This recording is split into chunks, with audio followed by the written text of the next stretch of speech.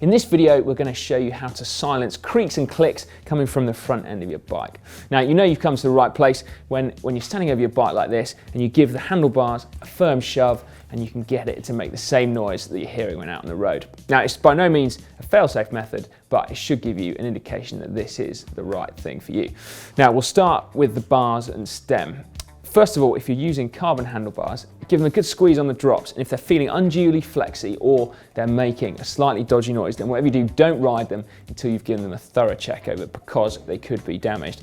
So obviously most of the handlebar is covered in bar tape, so remove that and then check to make sure they're okay. If you're in any doubt at all, then don't ride them, take them to a really good shop and hopefully they can sort you out. Now, once we've got past that, let's check out the stem clamp bolts, because these are notorious for creaking and clicking. Also, any kind of dirt or grit between the faceplate and the bars could also be the cause. So remove everything and then thoroughly clean the inside of the faceplate and the outside of the bars, and then apply fibre grip. Even if it's alloy bars and alloy stem, fibre grip is good to reduce slippage and reduce pressure on the bolts, and then retighten everything correctly. When it comes to retightening, do it methodically. You want the faceplate of the stem to sit evenly, so the same gap at the top and the bottom. Don't ever do one side all the way in and then tighten the other side. Always finish off with your torque wrench.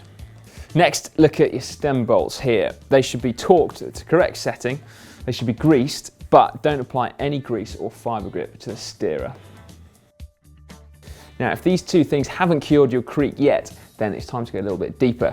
Next, we'll check the headset. If you ride in wet conditions quite a lot, then water can seep in to the bearings, dry them out and corrode them, particularly down here at the bottom crown race there. So it's going to be a case of taking the headset apart, cleaning it, re-greasing it, and potentially even replacing the bearings.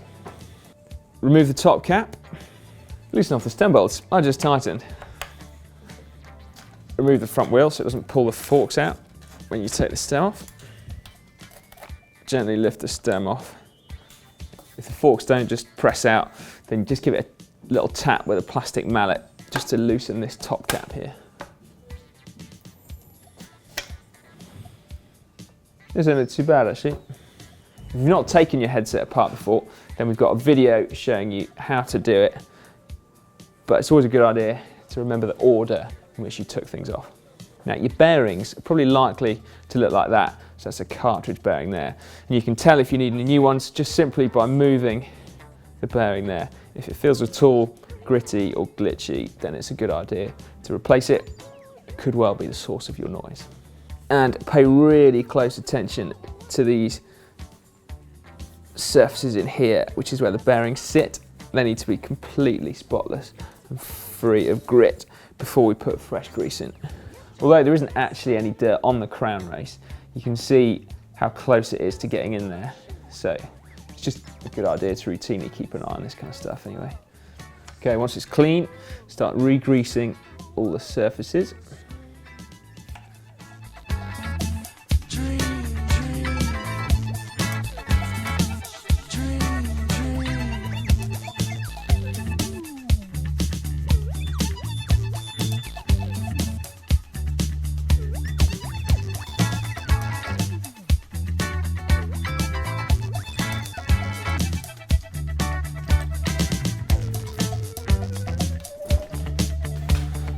Bit deja vu, this, isn't it?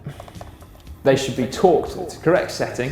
They should be greased, but don't apply any grease or fibre grip to the steerer. Now, before we leave the front of the bike entirely, there is one last thing to check.